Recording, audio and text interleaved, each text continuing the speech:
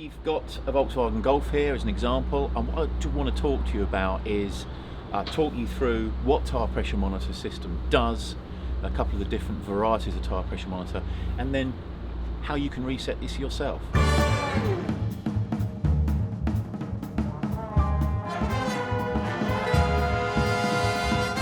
Hi, I'm Marcus from Fontain Motors. Today I want to talk to you about tyre pressure monitor systems. All new cars in Europe from November 2014 are fitted with tyre pressure monitoring systems, so it's very likely your car has it on its system.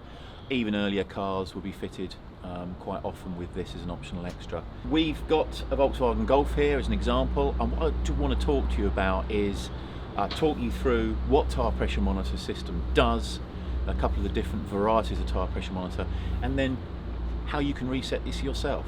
We're always surprised at how many people come to us saying, I've got my tyre pressure monitor light on, I need to get somebody to reset it. You can do this yourself. I just want to talk through the system with you. So I've got this Golf here, and what we've done is we've let 10 psi of pressure out of the tyre, just so we can trigger the system and show you how it all operates. I can see this visually, that you can see, if you can see this, but basically this tyre is actually deflated. It's got 10 psi less, and it should have probably a third of its tyre pressure is gone. But you may well not recognise that, and if you're driving along you certainly won't, so that's why you have this system on, which is a good safety system to have. Tyre pressure monitor systems have developed over the years.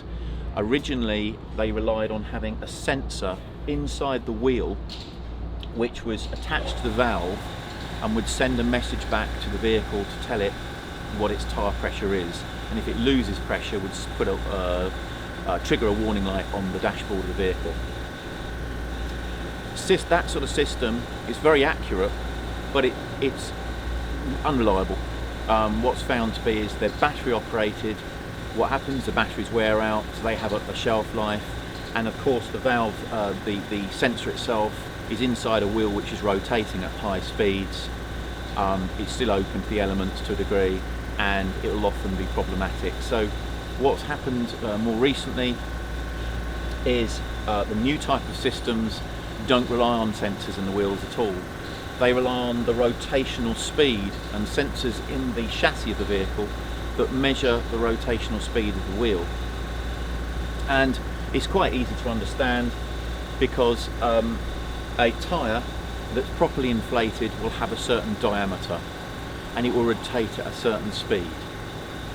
If the tyre deflates, the tyre effectively, the diameter of the tyre becomes slightly smaller, and therefore as it drives along it will actually rotate at a slightly higher speed than it would have done before when it was fully inflated.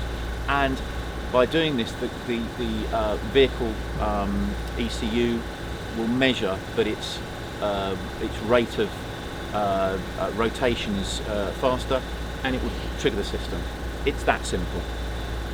Okay, once you've got a tyre pressure monitor light, and we can show you the light on the vehicle here illuminated. Once that happens, the first things you need to do is try and stop the vehicle as soon as you can, even if you're not near a fuel station or somewhere where you can check the tyre pressures. Just pull up where it's safe to do so and physically go around your car and try to establish if you've still got air in them, because what your tyre pressure monitor system will do, it'll tell you that you've lost air, it won't tell you how much. So you could have a completely flat tyre, which now you're driving along on the rim of the wheel, which is probably going to destroy your tyre very, very quickly. Where you could have maybe just had a puncture repair done, you're now going to destroy the wheel itself is going to eat into the tyre and destroy it. And secondly, you will also damage your road wheel as well. So it's very important that you stop and check. And it sounds like a silly thing to do, but if you have to, give your tyre a kick. Yes, tyre kicker, I know, but give your tyre a kick, check it, make sure it's got inflation. This tyre, although it's low, has still got inflation, and if it's got a certain amount of inflation, then drive at a low speed to the nearest garage where you can actually check the tyre pressure. If you haven't, then you need to change this wheel immediately. If you've been into a garage, they've changed your tyres, or they've repaired a puncture, or there could be another reason. You may have had your wheels refurbished because it's had some scratches on and they've taken the tyre off and put it back on. These reasons, but they may not have reset your tyre pressure system. It's very easy to do. You go into the MMI or the car's main menu and scroll through to servicing and checks, or setup, depending on the vehicle and how it's set up, how the screen's set up. And there you'll find in there your tyre, or it will come up as tyre pressure monitor or tyre loss indicator. It may be displayed in different ways, but you get to the section of tyres, go into there, and it will ask you if you want to reset and store the tyre pressures. So if you know that the tyre pressures are now set correctly and you've had either a puncture repaired or whatever the other reason was that the tyres were removed and refitted, and at that point you can store your tyre pressures and you're safe to go. Important thing to remember is that once you press the store button, it may take up to an hour of driving for the vehicle to fully recognise pressures that you've stored. And so if you do have an ongoing problem or an ongoing puncture, it may take a little while before that triggers again. Don't expect it to be an immediate thing, because as I say, it works on basis working out the rotation of your wheel. That's it. I hope that's useful. If you like this video, please give us a like, and please subscribe to our channel. Thank you very much.